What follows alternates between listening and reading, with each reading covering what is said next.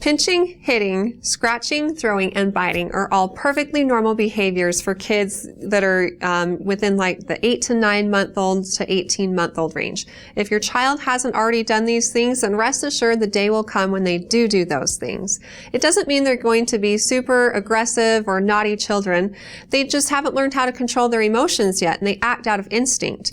And sometimes children do these things because they get a reaction out of people. Like the first time, because of shock value, maybe you laughed a little bit, or maybe you overreacted.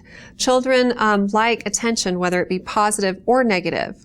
In order to overcome these behaviors, you need to enforce consistently and persistently what your expectations are.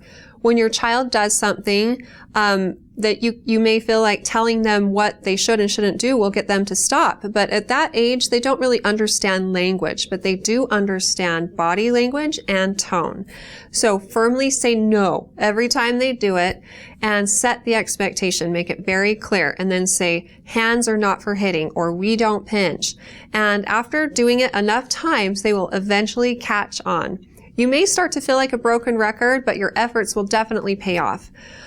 My son was a hitter. He liked to hit a lot, and we had to work with him consistently. And we found a program that really worked for us. It was hands are not for hitting. And this can apply to pinching, scratching, throwing things, whatever it may be that they're doing with their hands. Grab their hands and say hands are not for, let's use hitting as an example, and then count backwards from 10. And just sit there and look them in the face and be stern.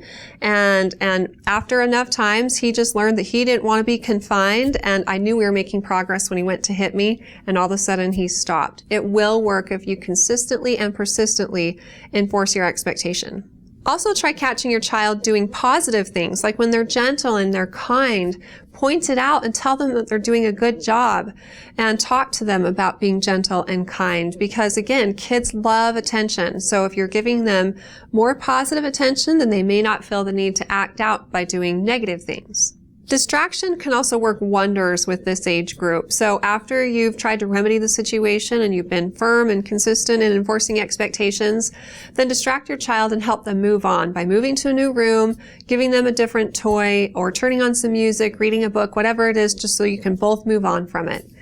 If you have more questions for me in the future, please feel free to ask them on our Facebook page at facebook.com/Intermountain Moms, and recommend us to your friends and family too.